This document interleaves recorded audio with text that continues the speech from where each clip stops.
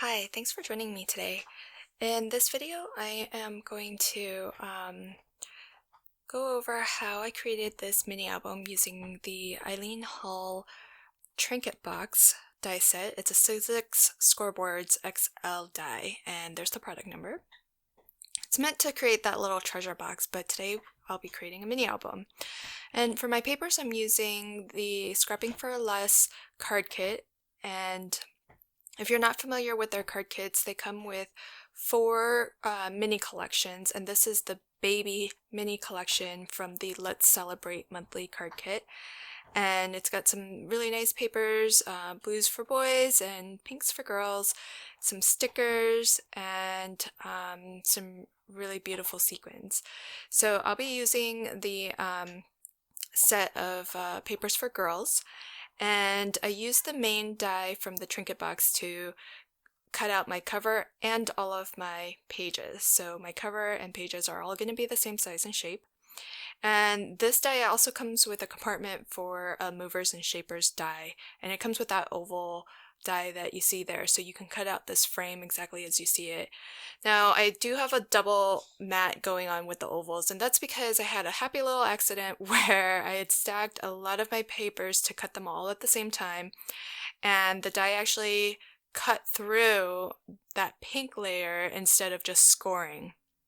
If that ever happens to you and it's not what you want, you can also just use the crease pad, and so that should prevent the scoring line from actually cutting through. So on the die, it also comes with a die cut to cut the mats and layers for these what will be my base pages. And so you can get two from each 6x6 pattern paper, plus a little strip of scraps for embellishments. I added my own cardstocks, and I used the stamp that came in the card kit to actually stamp some of my own pattern paper. And the stamps exactly match the pattern paper. So that's a great way to sort of extend the paper pack, because you only get, in this case, 3 sheets that worked for the girl mini album. So that's how I was able to add my own papers from my stash but still make it coordinate with the paper pack. And this, if you can't already tell, it's going to be a baby mini album, and it's going to my stepmother-in-law. She just became a grandmother for the first time, so I thought it would be cute to send her a little mini album so that she can put photos of her new granddaughter. So I'm just adhering the mats onto the final 2 pages here, just using my ATG gun, and just so that you can see the scale of this, I have these templates that I use for just standard photos, so you can see what's gonna fit onto this size mini album. It's not a large album. I think in total measures 5 by 3.5. So it'll fit a 3 by 4, but that 3 by 4 covers the entire design paper, which is fine with me if that's something that she wants to do. 3 by 4 is pretty easy because she can just cut a 4 by 6 photo in half. But if you have either the Instax Mini or the Instax Wide, those will fit onto here, and your standard wallet size photos will fit onto these pages as well. And that's baby's name, but that is spelled wrong, and it's a really good thing that I double checked, because it would have been terrible to send her this album with her granddaughter's name spelled wrong. But I did double check, and I did catch my error in time. So I'm just using a Spellbinders die set to cut out those letters. It's a super cute die set. And so I've got all my pages and all of my covers cut out. So what I'm going to show you next is how to create a custom hidden hinge system. And if you've never created your own custom hidden hinge, hopefully this tutorial will help you, because once you figure that out, then you can really customize it to fit any size album that you're creating. So I'm going to put this on regular speed instead of fast motion, just so that I can talk through what I'm doing, and hopefully it'll be a little bit more clear. So the first thing I'm going to do is, just from some 80-pound cardstock, I'm going to cut a section of cardstock that's going to be about the height of that straight portion of my cover. I'm actually aiming to be a little bit less tall than the side of the cover pieces, because I do want to make sure that my hinge stays well within the covers. Now, to make your hidden hinge system, it's really just an exercise in scoring and folding. So my first score line, I'm going to score at 1 inch. Now normally I would probably score at 1.5 inches if I were doing this for like a hand cut album, but since this is such a small album, I think 1 inch is sufficient. To the left of that score line, that's what's going to get attached to the cover. And so this mini album being so small, I think 1.5 inches is more than enough to secure this hinge between the covers. So you can see there, this mini album's only about 3.5 inches wide, so 1 inch is nearly 1/3 of the way into the album. Now, the next series of score lines will be for the gussets and for the hinges that will actually hold our pages. This second score line will be our gusset, and here's where the beauty of making your own hinge system is. You can make your gussets be as wide or as narrow as you need, just depending on whether your pages are going to have a lot of flips and flaps, pockets, or a lot of 3D embellishments. So it's really dependent on the design of your album. In my case, I'm keeping all of the pages really simple, and there's not going to be any pockets or flips or flaps, and the embellishments are going to be thin, basically just these stickers and maybe some other cutouts, but pretty simple overall. So I'm going to score at 1/8 of an inch from my previous score line. So I'm just going to score 1/8 from my previous score line, and that's basically going to be the space between my cover and my first page. The next 2 score lines I make will be for the hinge itself. So again, this will be dependent on the size and style of your album. If you're making a really large album, like an 8x10 or 10x10, maybe you need a taller hinge. If you're creating pages that have a lot of bulk to them, like they're going to have a lot of flips and flaps, maybe there's going to be a large waterfall element, so there's going to be a lot of paper stuck to it. Maybe you want that to be a taller hinge as well, so that it supports the weight of the page. Again, in this case, these pages are really small. I'm not adding a lot to them. They basically just have a layer of designer paper and maybe an embellishment or 2. So I'm just going to make my hinges 3/8 of an inch tall. And so for each hinge, you want to score twice at 3/8 of an inch from each other. So starting from my last score line, and the reason why you need 2 is because on each side of the hinge, you're going to attach one of the pages. So each hinge will support 2 pages. So here we go. So we're going to do 3/8 of an inch from my last score line,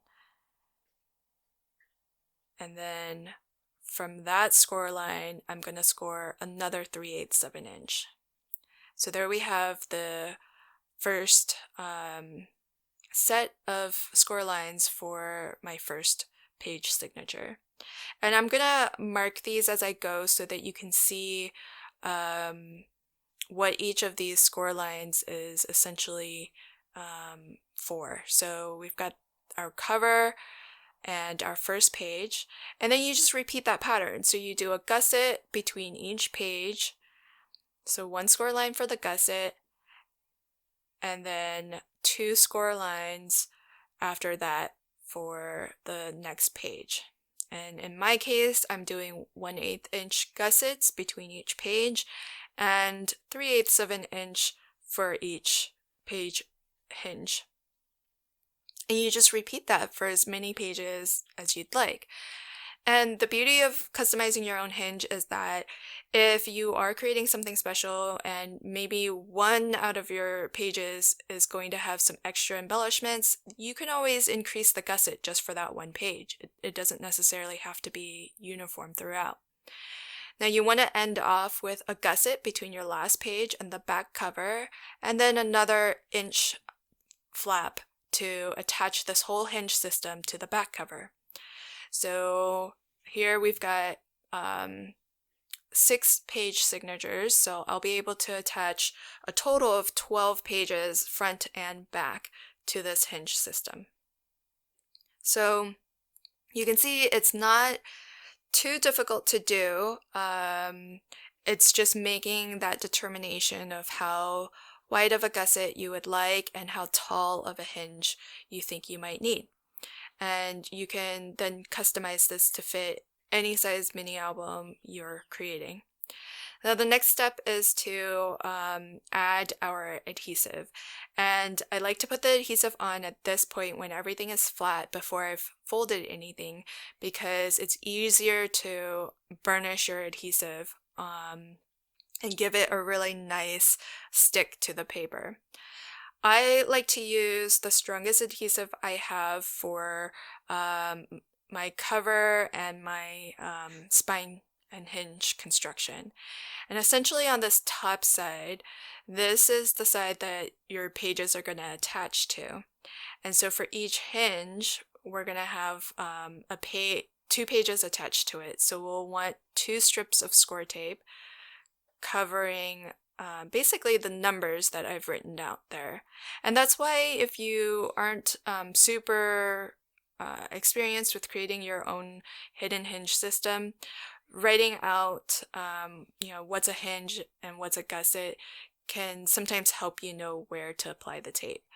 And so I would just continue to apply tape down this strip, and I already have another one prepared, so I'm not going to complete that on this one, but just so that you can see, by the time we reach the end, all of the numbers I've written should be covered with a strip of score tape. And of course, you want to definitely burnish whatever adhesive you're using. A good burnish will really help maximize the adhesion of the tape to the paper. So don't forget that step. Now, this is the top side that our pages will get attached to. And the bottom side, we're going to need some adhesive too, because we're going to need to fold those hinges so that they stick up. And we need on the underside to attach the 2 halves of the hinge together. So I just use 1 strip of adhesive. I find that seems to hold perfectly well. I know some people put adhesive on both halves of the hinge, and you can definitely do that if you think that works better. I'm a little bit sort of let's say strategic with how I use my score tape, because it is a little bit expensive, so I kind of only use what I feel is necessary. So basically on the top side between your 2 lines of score tape for each hinge, you just want to fold a mountain fold, and then give it a really good burnish, because you want a really crisp crease there. And then you can fold it back along the score line that meets up with the gusset, and you do that on both sides. And then you can kind of see how that hinge pops up, and you can bend it back and forth to just begin exercising that hinge and training it to sort of move the way the pages would move. And so you can see on the underside, we've got that valley there and 1 strip of score tape. And once we peel off that the paper, we can pinch it together and attach the two halves of the hinge. So I do want to make sure that I get adhesive on the rest of this strip, which I'll use for another album. But essentially, when we're all done, there won't be any score tape on the bottom, but on the top side, the side you're seeing now, we'll have lines of score tape, which we won't remove until we go to attach our pages to it. So I've already started assembling the one that I'll be using for this album, and I have the first 4 hinges all done. So those are all attached and adhered to each other. And you can see each hinge has 2 lines of score tape to attach our 2 pages to it. And I've left the last 2 to do on camera with you. So you can see the hinge, top side of the hinge has the 2 lines of score tape, and the bottom side has the 1. So we'll pull off the paper release on the bottom, and just pinch the hinge together to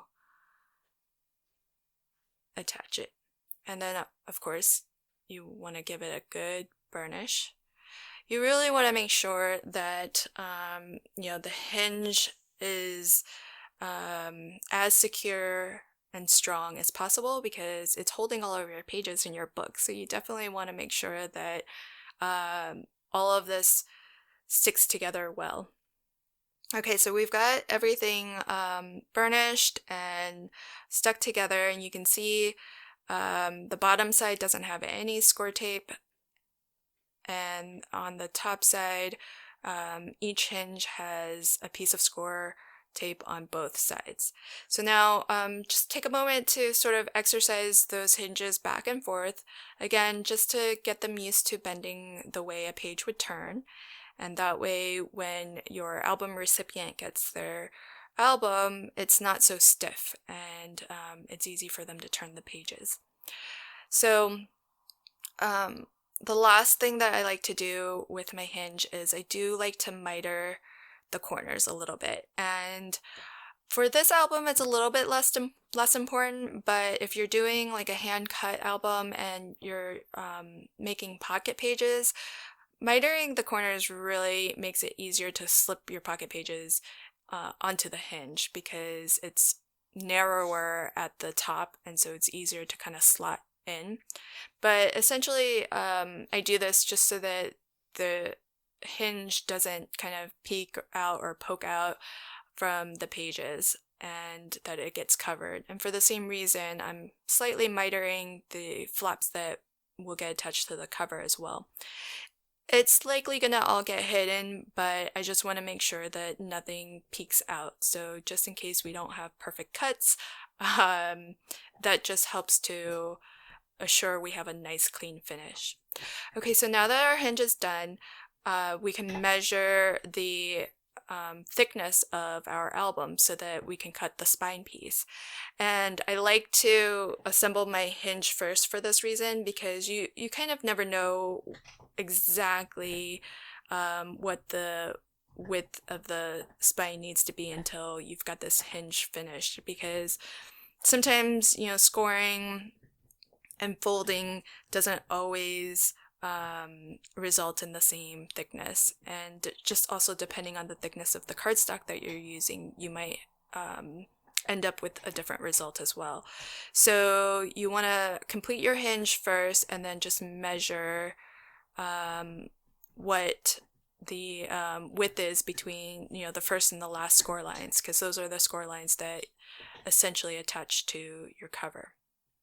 So then I'm going to cut a piece of cardstock, and I'm using 110-pound cardstock for the spine. So it is a heavier weight cardstock, but I'm not going to reinforce it with chipboard or anything like that. I've given myself an 1.5-inch flap to attach to the cover, and then I've just gone slightly wider on the hinge, just so that the hinge piece can nestle into my spine and the two score lines aren't directly on top of each other. So that ensures that the cover can fold nicely. So you can see how it folds really nicely because it's just a ever slight, maybe 1/16 of an inch wider. That should be enough. I've also cut the spine to be a smidge taller than my hinge as well. And again, that's just so that the hinge is well within the cover of the mini album and doesn't get seen. So I'm going to pull out the pages for my cover. So I've got my outside front cover and inside front cover, and this is my outside back cover and my inside back cover. And it is a little bit important the order that you adhere things in. So I've got, I'm going to sort of dry fit everything. And if you're using a ribbon closure or magnetic closures, this is the time to also just pull those things out to make sure that you're gonna attach them in such a way that they get hidden. I'm using ribbon today, and with my ribbon it does tend to fray, so I'm adding some fray check to the ends of where the ribbon was cut. And if you don't have fray check, you can just pass your ribbon over a flame, so like a candle or a lighter or something like that. So that should just melt it ever so slightly, and that should prevent the fraying as well. So on my front cover, as I mentioned, this is going to be a photo frame, and I'm leaving the side edge open so that my stepmother-in-law can slip in a photo. So I'm just finishing that up before I move forward. And so that front cover piece does have quite a lot of layers of cardstock. It's going to feel pretty substantial even though there isn't any chipboard or anything. Okay, so here's our dry fit. I've got my front cover. My spine is going to go on the inside. It's not going to wrap around the outside, but it's just going to sit on the inside. My hinge will sit on top of that, and then the inside front covers will hide all of those internal mechanics. So that's sort of the order things will go in. And I've pulled out my big roll of score tape here. This is a 5-inch roll, and I do like to be thorough with my score tape here, and especially for the hinge, because you don't want the hinge to lift and separate from the spine. It's holding all of your pages in, so you really want to make sure that it's well secured and that it is stuck down well to your cover and your spine. And so I find that even though the out-of-pocket cost for the large roll is a little bit spendy, but if you work out sort of the unit cost per square foot, it actually works out to be cheaper than like the 1/4 inch or 3/8 inch roll. Those are definitely useful because it would be terribly cumbersome to kind of cut down strips that size. But for covering large areas, I find this larger roll really useful. And so it was well worth it to get it. I basically only use score tape for covers and anything that structurally just needs that extra sturdiness or strength. So here I'm just covering the flaps that attach the spine to our front and back covers. And so I'll do that first. I'm gonna try to line it up as best I can to center it on the page. It is a little bit harder to do when you have pages that have curved edges, but essentially this is just going to attach the straight portion. And I only peeled up half of the paper liner just so that I could line it up and then stick it down partially before peeling everything off. So that sometimes makes it a little bit easier. And then again, with the back cover, you want to make sure that it's lined up well with the front cover. Again, it's a little bit harder to do when you don't have, you know, just 90-degree angles to work from. And I got a little overconfident and pulled up all of the paper liner, and then I put it on crooked. So I had to, as carefully as I could, peel that back up, and it's really hard to do with score tape because score tape is just so strong. But if you haven't burnished or pressed it in, there is a chance to pull it back up. And if you're using heavyweight cardstock, even if it peels a little like it did, it's not the end of the world.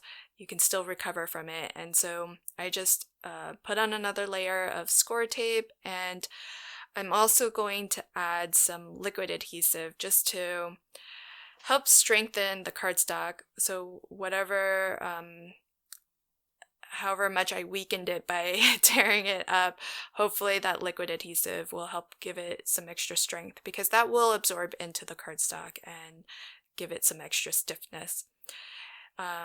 It's also helpful because it gives you a little bit of wiggle room, so in case you need to kind of nudge anything around a little bit, it's a little extra bit of insurance. So here's my hinge, and I'm gonna get that attached to my spine. So you just want to make sure that when you place your hinge that it's centered and that your front and back covers can kind of fold up and down with ease.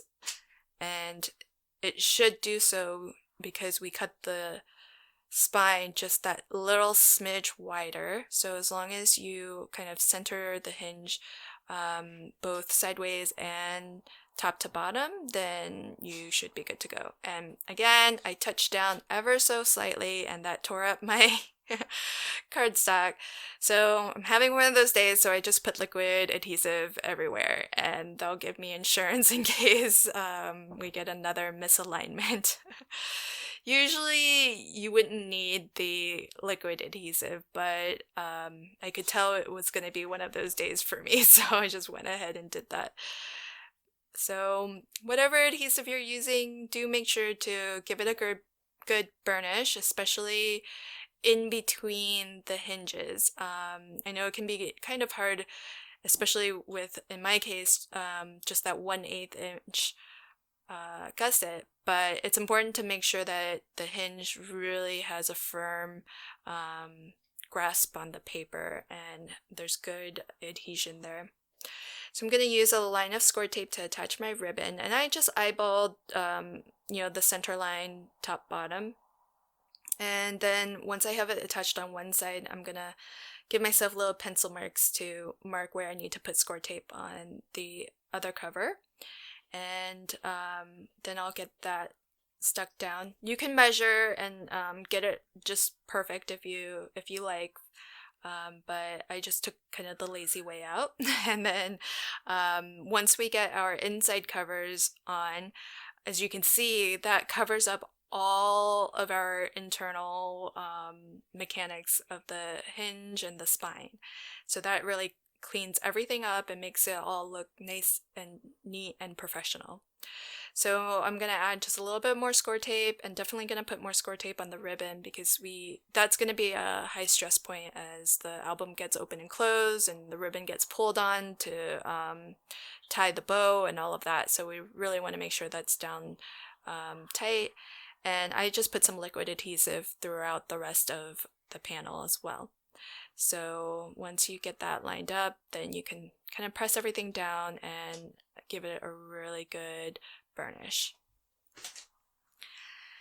So I'm going to repeat and do the same thing on the other cover.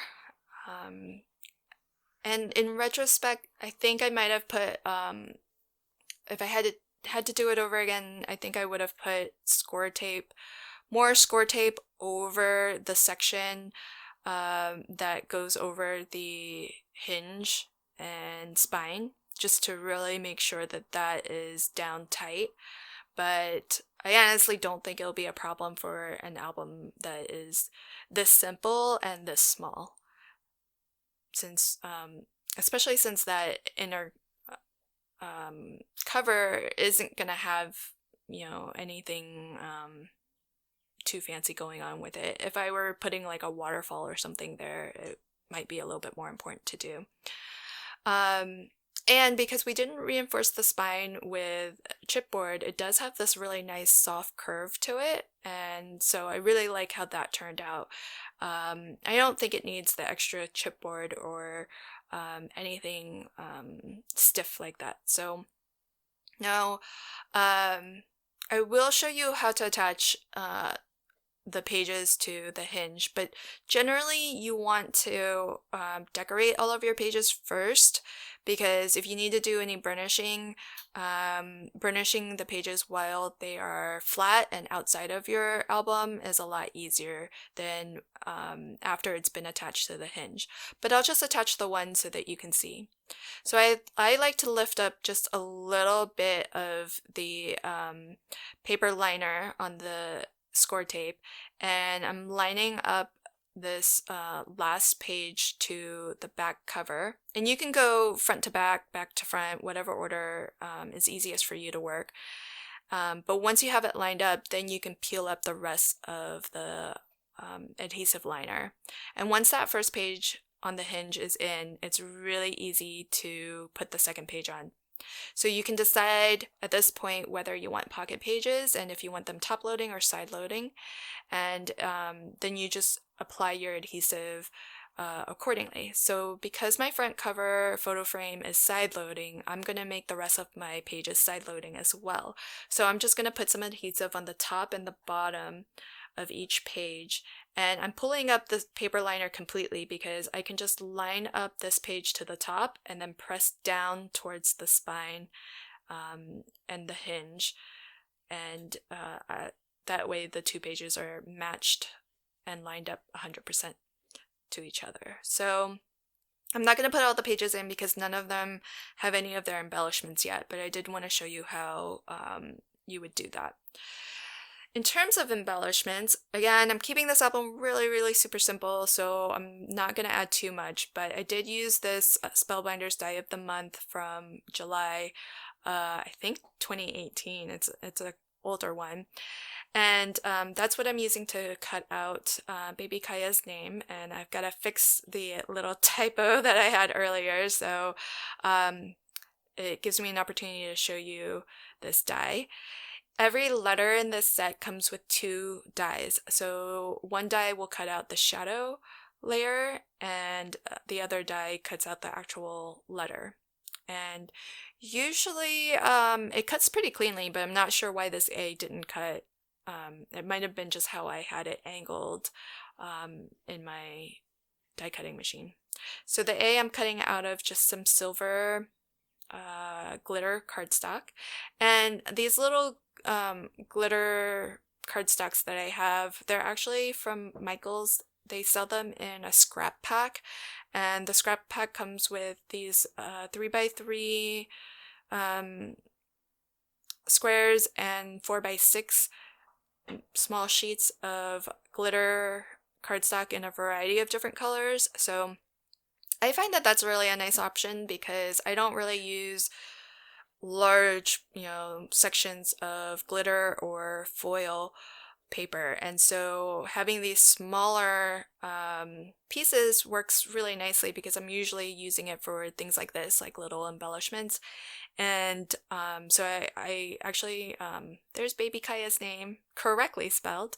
So I really like working with these smaller pieces because then in one scrap pack I get a variety of different colors and I don't have to buy multiple sets of full sheets. The other embellishments I'm using for this album are the Tonic Studios bunting die sets. They have 3 different shapes and I happen to have all 3.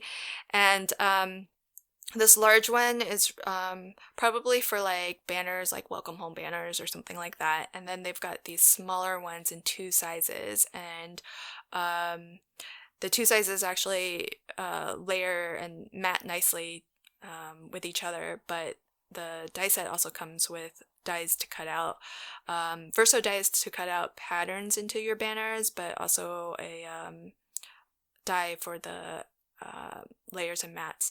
So I'm going to be using those as well as the string of bunting and I'm gonna keep the embellishments pretty simple.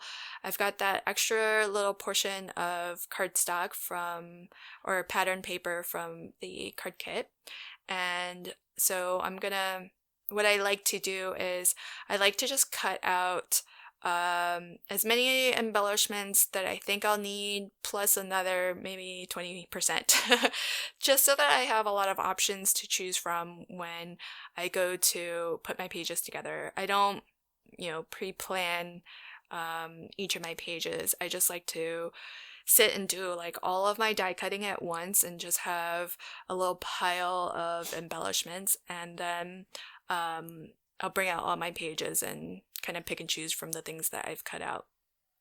So all I'm gonna do is just cut out a variety. I've got some heavyweight white cardstock that I'm cutting the banner flag out of, and I chose to use the heavier weight cardstock because these banners are gonna be left open at the bottom so that a photo can be tucked behind it. So I just want to make sure that it's sturdy enough to kind of hold a photo and also kind of withstand the interaction of flipping it up a little to tuck the photo behind. So using the pattern paper that came in the card kit for these little embellishments is also another way that I'm sort of making the cardstock that I added from my own stash fit into the overall scheme of the album. So here's the album nearly complete, and I didn't want to show you all of the steps for embellishing because I did keep it rather simple. So that tag came from the die set, and this photo frame I cut out and left open so that she can slip a different photo in if she'd like. I did also cut out photo mats that I tucked into the pocket pages, and I used the Love from Lizzie's pinstripe peel-off stickers to just add that like finishing touch, and that's just pattern paper that came from the card kit as well. So as you can see, I kept all the pages pretty simple. They're all fairly similar as well. I don't want to cover up too much of the pattern paper because the pages are so small to begin with. I just wanted to make sure that there was ample room for her to add her own photos without having to kind of cover anything up. And I may inlay some of the die cut pieces back in. I did end up with extra banners, which I thought about attaching to the photo mats that I'm including, but I thought, well, maybe she might have some photos that are landscape versus portrait, and so rather than picking an orientation, I'm just gonna include these little banner flags in a little baggie for her. Now I'm gonna show you how I finish off the cover, and in my walkthrough video you'll see the final album with all of the embellishments in, but for my cover I'm using these handmade flowers that I made, and I have another tutorial coming out soon on how to make your own handmade flowers. So if that's something that you're interested in learning how to do, then stay tuned because that tutorial is coming soon.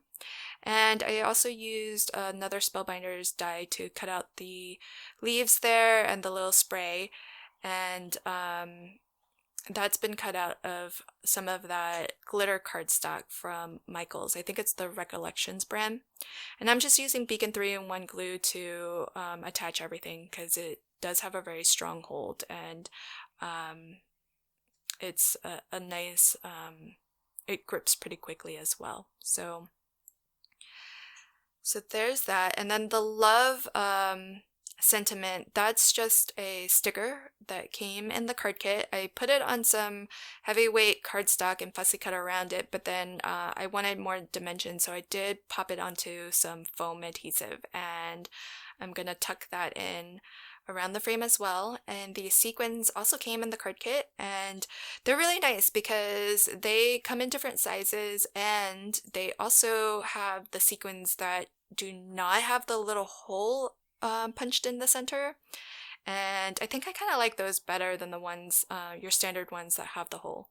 But I like that it's got these little tiny ones, and then, you know, just I think there's like 3 different sizes. I even popped one into the center of my rose, which is going to be hard to see, but if you look real closely, it's going to be in there. So that's my album complete. Thanks so much for joining me. I hope that you enjoyed this video. Check out the walkthrough to see, you know, the final album, but stay tuned for more videos. Thanks so much. Have a fantastic day.